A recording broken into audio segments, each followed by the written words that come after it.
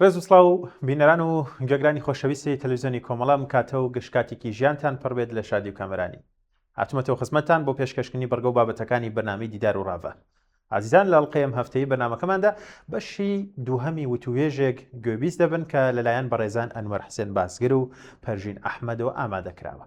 شیاوی ئاماژەیە کە بەشەکانی دیکەی ئەم وتوێژە لە بەرنامەکانی داهاتوودا پێشکەش بەوەی ئازیز دەکرێت بۆ هیوایی کە ناوڕۆکی بابەتەکان جێگەی سەرنجیەوەی ئازیز بێت لەگەڵمان من بۆ درێژەی بەرنامەکە.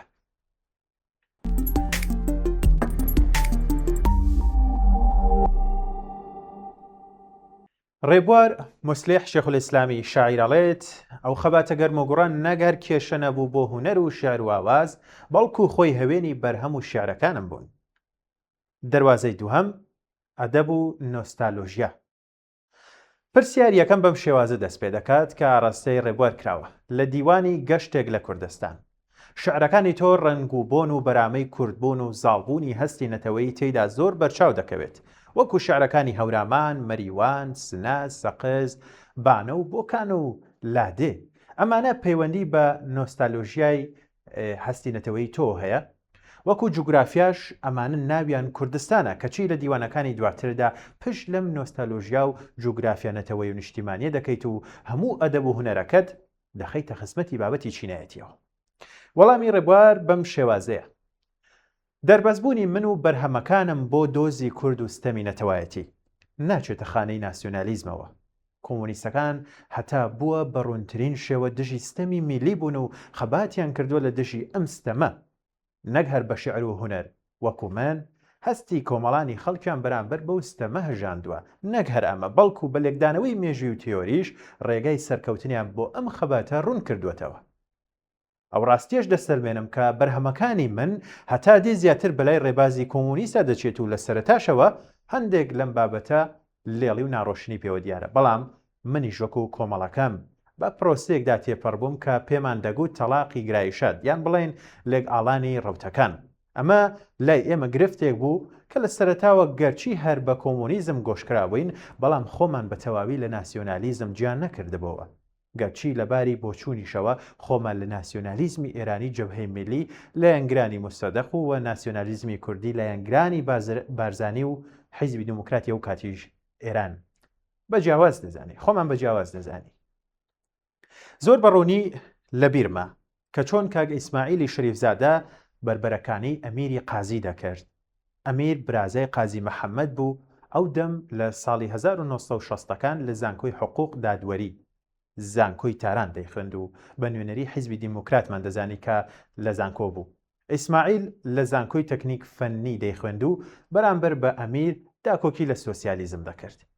بێمەوە سەرباسی و شوێنەوارانەی ناسیۆنالیزم بە بەرهەمەکانی منەوە کە هەتا دێ زیاتر ڕەوتی کۆمۆنیزمی تێدا ڕوونتر دەبێتەوە.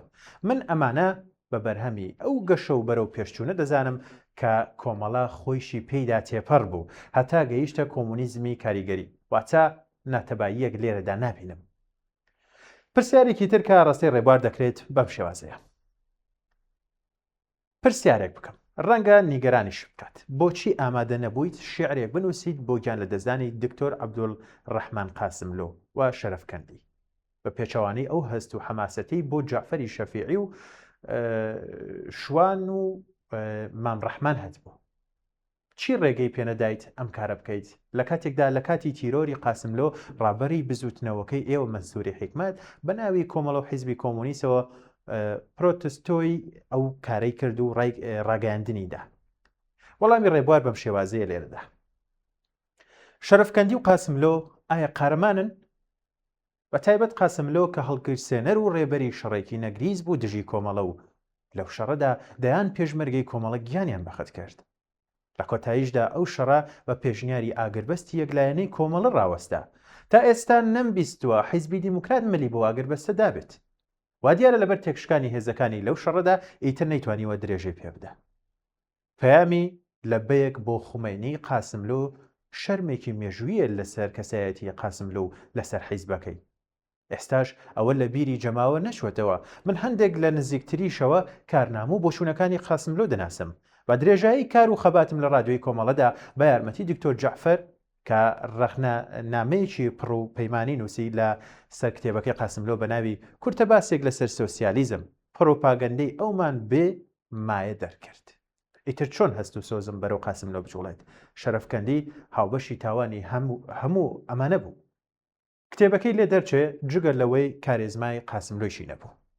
ئەگەر منسووری حکمت وەکو ڕابەری ئەو حیزبە کۆمۆنیستەی منی تێدا بووم پرۆتستۆی تیۆری قاسملۆی کردووە، کردەوەی تیرۆریستی ڕژێمی ئیسلامی ئیدانە کردووە کە قاسملۆی لەسەر مێزی گفتوگۆ کۆشت. ئەوە هەزار جار مەحکومە، لەوەدا پشتگیریەکیش لە قاسملۆ نابینم. بیشی کردایە دەبوو بە یەکێک لە کێشەکانم لەگەڵەوە کە زۆریشم خۆش دێ. پرسیارێکی تر بە بۆ چێونی من وای دەبینم شعرەکانی تۆ ڕەگدا کوتراوترن و بۆن و بەرامیان خۆشتر و زۆر لە سەرزاری خەڵکن و خۆشناوترن ئەوانەی کە لە کوردستان و لە گەرمەی شۆڕژ نووسیوتن تا ئەوانەی دواتر لە تارەوگا واتە لە دەرەوەی وڵات. ئەم بۆچوونەی من دروستە یان نەخێر لای تۆ جۆرێکی ترە؟ وەڵام بەم شێوازێ وایە ئەویش باسی تارەوگە و کوردستان نییە وەکو جوگرافیا، باسی گەرمەی شۆڕش و پەیوەندی نزیکی بەرهەم و خەباتە. ئێستا خەباتەکەش ئەو تووش و توانایی کەمترە و دیمانەی وەکو فوئاد و شوان لە ئارادانین. ئەمەش نیشانەیەکە بۆ ئەو ڕاستەی کە هونەر لە ئاسمانەوە ئیلهام وەرناگرێت و سەرچاوی ئیلاهی نییە، لە هەلومەرجی مادی و عینی کۆمەڵگا دەوەشێتەوە و هەر کاتیش خەبات گەرمتر بووە منیش و کەسانی تری تاراوگەش دەستمان چووە بۆ بەرهەمی تازە و گەش. بەڵێ بینەران ناوەڕێکی کورد وەردەگرم و دواتر دەستەکەینەوە بە درێژەی بابەتەکە.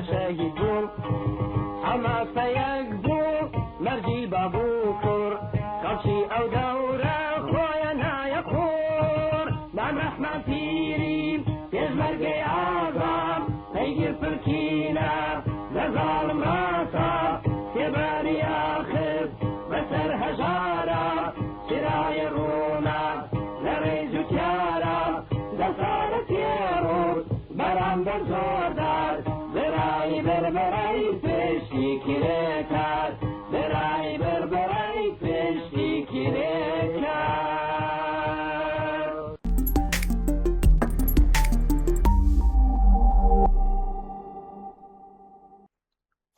بەڵێ بینەران لێرەدا دەستەکەینەوە بە درێژەی بابەتەکە. سپاس کە تاوەکو ئێستا لەگەڵمانن.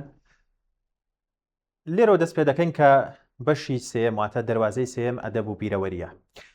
لەم بەشەی پرسیارەکانماندا زۆرتر فۆکەس لەسەر تایبەتمەندبوون خوسێتی هەندێک شێری تۆ دەکەم کە هیوادارم لە زاکیرەت ما بێتەوە بە وردی بۆم باس بکەیت. ئەمە بەم جۆرە ئاڕاستی ڕێبوار دەکرێت. لە شعری ماڵ ئاوایی کەوا هەز دەکەم بۆ هاوسەرەکەت فەوزیە خانمت نووسیوە ئەم شعرە چۆن چۆنی نووسراوە، ئەو کارە نەهێنیانە چی بووە کە هاوسەرەکەت کردوێتی. دەگرێت بڵێم تەنها ڕۆمانسیەت و خەرامیات لەم شعرەدا هەیە. نێوانی خۆشمان بێت زۆر عاشقانەوە دوورە لە ئایدۆلۆژیا و ئەدەبی چینایەتی. ئەم پرسیارە ڕاستی ڕێبوار دەکرێت و ڕێبواریش بەم شێوازە جوابەتە. مەبەست لە ئەم شعرەیە ماڵاوایی بۆ هاوسەرم هاوسەنگەرم کاتێک بۆ کاری نهێنی بۆ شاران دەچوو. بەو شعرە جواب دەداتەوە: میهرەبانم تەمی خەمت خەمی ڕۆشتن و دووریت نیشتۆتە سەر لووتکەکانی کوێستانی دڵ دڵی سەربەرز و بە سەبرم گۆرانیەکت بۆ دەڵێ ئەگەر باز و بەندێکیش بی هەڵیشت بەستم لە باڵم هێشتا بە دوورت دەزانم چی بکەم هەی هاوار بە ماڵم سابەخێر چی چاوەکانم خۆشەویستم قارەمانم بڕۆ با هەرمان بۆ بێنە هەرچەند بڕۆی هەرچەند دووربی تەنانەت تا گەروی خەتەریەشتی ها هەرچەند دڵم هەر ئێستاکەش تاسەی دیداری کردووی هەرچەند دڵم لەگەڵ هەموو هاتوچوویەکت بە توندی دێتە خوربە بەڵام هەموو نامەیەکیش کە دەینێری گوڵێکی ئەو بەهارەیە سابەخێرچی چاوەکانم پێشچوونەکەش تێر بڕوانە با لە پەردەی بیرەوەریم نیگارە میهرەبانەکەت ئەوەندەی تر جێگا خۆشکە بایادەکەت گزنگی خۆری بەیان بێ لە کوێستانی سەربەرز و تەم گرتووی دڵم تینی تاوی بەهاران بێ شینایی زەنگی ئاسمان بێ. هەروەکو دیارە چرکەساتی مەڵاوەیم دەربڕیەوە کاتێک کە ئەو بەرەو شارەکانی ژێردەسەڵاتی ڕژێم دەچوو کە پەیکی نامەبەر بێت لە نێوان ناوەندی حیزبی کۆمۆنیستیێران و کومیتەکانی مەهابات و تاران ئاسان نەبوو ماڵ ئاوایی لە شارەکەشەوە دیارە کە دەزانم و پەرێشانم کە ئەم ئەرکە گەلێک گران وەستەمە و وەک وایە فەوزیە بچێت بە گەروی خەتەری ئەژدیهادە.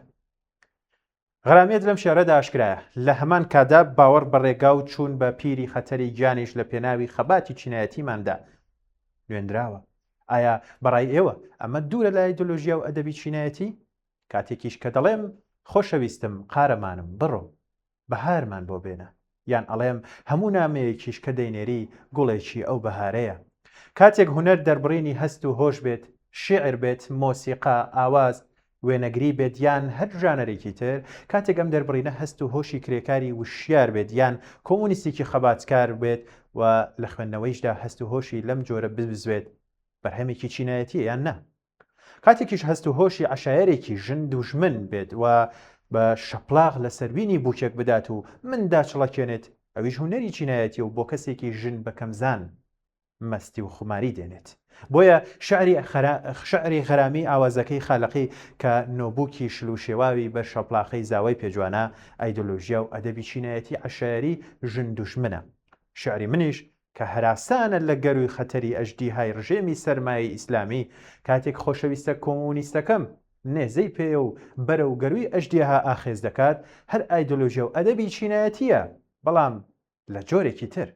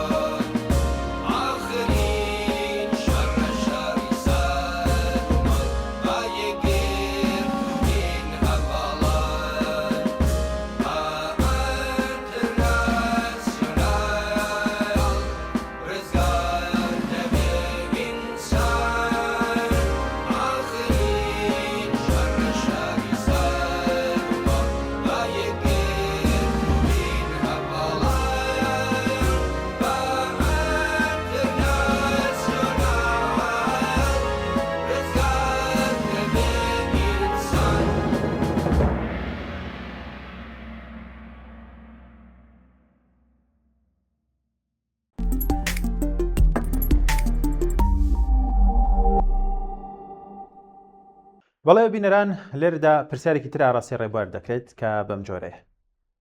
دەکرێت بپرسین فەوزیە خانت چۆن ناسی لە پەیوەندی عاشقانە و خۆشەویستی بوو یان پەیوەندی خێزانی و کاری شۆڕژگێڕی، جگە لەمانە چەند شیعری ترت بە تایبەت بۆ نووسیوە؟ وەڵامی ڕێبوار بەم شێوازەیە. هەردووکیان.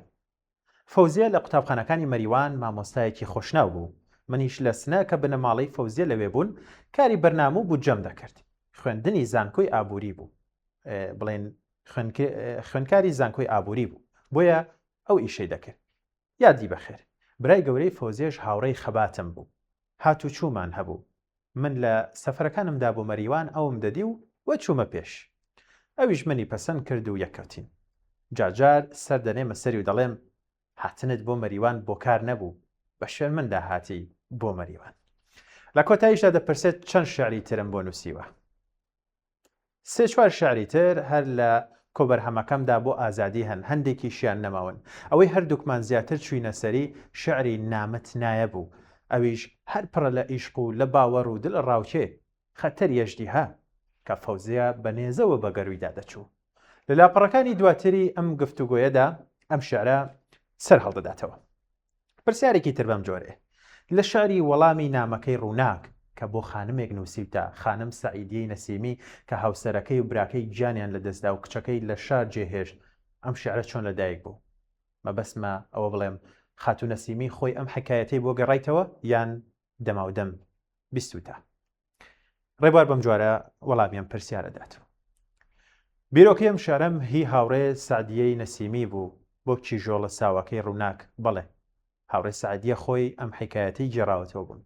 کاتێک ئەو هات بۆ پێشمەرگایەتی هاتە ڕادیۆی کۆمەڵە کە منیش لەوێ خەریک بوو، خەریکی کار بوون، بەڵام ئەوە یەکەم دیدارمان نەبوو. لە مەریوان ماڵمان بەرامبەر بوون و لەگەڵ براکانی هاتو چوومان هەبوو. هاوسەریشی مامۆستای تێکۆشەر کاک حەمەی شاباس پەناهی هاوڕێمان بوو. ئەم هاوڕێ تێکۆشەرە باوکی ڕووناک پاییزی ساڵی 1970 زاینی لە خۆپیشاندانێکدا لە مەریوان کاتێک بە کرێگیراوانی ڕژێمی شا تەقەیان لە خۆپیشاندەران دەکرد گیانی بەخت کرد. یادی لەگەڵ جەلال نەسیمی برای سعدیە بەخێر کە ئەویش هاوینی ساڵی 1970 کەوتە بەر لە سیدارەدانی خاڵخاڵی. هاوڕێ سعدیە نەک هەر لەبەر ئەمانە لەبەر کەسایەتی خۆیشی لامان بەڕێز بوو، ڕەنگە هەر لە یەکەم دیدارەکانی ڕادیۆی کۆمەڵەدا بوو بێت کە ئەم بیرۆکەی بۆ گێڕامەوە. کاتێک تازە هاتبوو بۆ شاخ، نازانم چەندەی پێچوو، بەڵام زوو ئەو بیرۆکە بوو بە شێعر بۆ ڕووناک. لە زمان هاوڕێ سعدیەوە هەر ئەو ڕۆژانەش بڵین بە دەنگی کاک حەمەی کەماڵی بوو بە ئاودیۆیەکی بەهێز و بەپێز، پاشانیش بە دەنگی کاک نەجمەدینی خوڵامی بوو بە ئاوازێکی بەهێز و بەپێز. لێرەدا تیکێک لە شعرەکەی کە بەم جۆرەیە دەیخوێنینەوە. وەڵامی نامەکەی ڕووناک. کۆرپە شۆڕش پەروەردەکەم، ڕۆڵە شیرینەکەم ڕووناک. خۆزگە شنەی بای بەیانی بۆنێکی تۆی دەهێنا بووم، خۆزگە دەتزانی بە یەکجاری چەند بە تازەی بینینی تۆم. دڵ بە خوورپەی بیستنی پێکەنینی تۆم تا مەزرۆی بۆنی هەناسەی بەرینی تۆم. چەند خۆشە دەنگت لە گوێمدایە کۆرپە شیرینەکەیدایە کە بە زەنگی دەنگی نەرمین ئەدوت دایە دای شیرین. کوانێ بابم کوا لەکوێیە خاڵم لە کام شار کام دەیە؟ نامەیان بۆ هەرگیز نایە، منیش دەموت گیانی دایە بابت لەوێ لە چیایە؟ تۆش بەو دەستە بچکۆلانە کاخەزێکت کرد بە نامە کە زانیت من بۆ ئێرە دێم ئامانەتی نامەتدا پێم، جوابی نامەت داوا کرد لێم. عەزیزە دڵ خەمینەکەم ڕووناک ڕۆڵە شیرینەکەم، ئەوە منیش لە سەنگەری ئەوانەوە لە سەنگەری شۆڕشی کوردستانەوە یادگارە شیرینیەکەی یادگارە شیریەکەی یادت بابت لە جیاتیوان وا خۆم دەنووسمەوە جوابت. نەکات دڵە بچکۆلەکەت بە دووریدا یەش خەمین بێ، نەکا نەرگسی چاوانت لێڵی شەونمی ئەسرین بێ. خاڵە و بابە پێشمەرگە بوون بە شوێن خۆری بەهارا چوون، خۆری گەشی ئاسمانی ڕوون، بەهارێک کە هەموو منداڵ دەوریان پڕ بێ لە باب و خاڵ. نە تۆ نە ئازاد نە خەیاڵ نە گەلاوێش نە هیچ منداڵێ چاوتان نەشێوێ بە ئەسرین لێوتان پڕبێ لە پێکەنین دەنگی سرود و کایەتان یان نەخمەی دایەدایەتان بچێ هەتا ئاسمانی پاک چاوەڕاستەکەمی ڕووناک.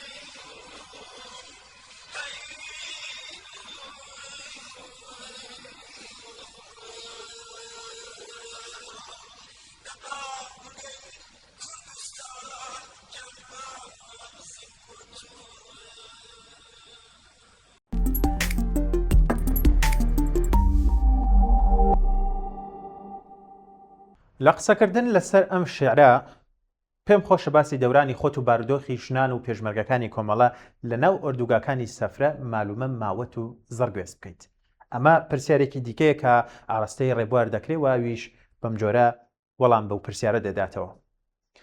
باسی دەورانی خۆم و بارودۆخی ژنان و پێشمەرگەکان لە ئۆردوگاکان خۆی ماتریالی کتێبێک یان چەندین کتێبیشە.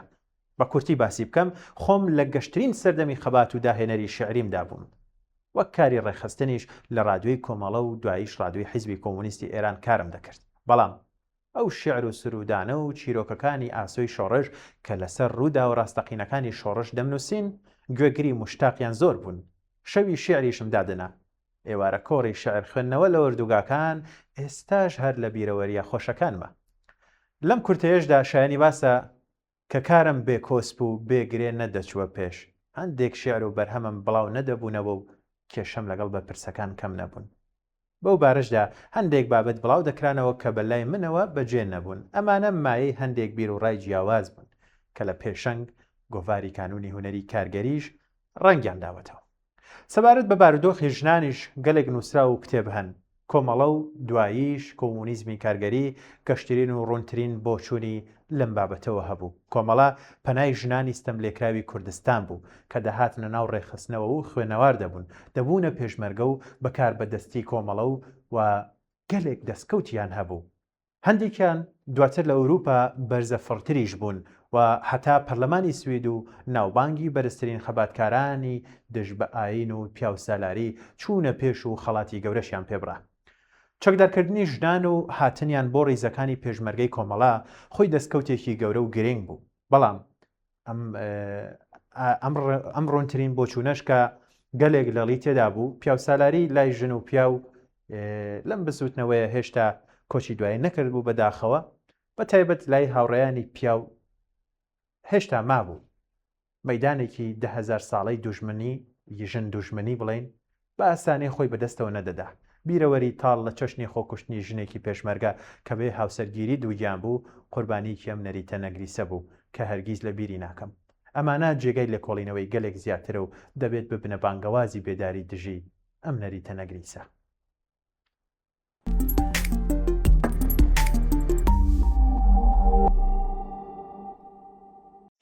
بەڵێ ئازیزان و بینەرانی خۆشەویست، بەم شێوەهەتینە کۆتایی بەرنامەی ئەم ڕۆژمان هیوادارم بابەتەکە جێگەی ڕەزامەندیتان بوو بێ و وەک دەزانن بەشی دیکەی ئەم بەرنامەیە و ئەم بابەتە بە تایبەت ماوە کە لە ئاڵلقەکانی داهاتوودا پێشکەش بێەوەی خۆشەویستیەکەین. سپاس کە تاو کۆتاییان بەرنامەیەش لەگەڵمان نبوون. کات و ساتێکی باش بۆ هەموو لایەکتان.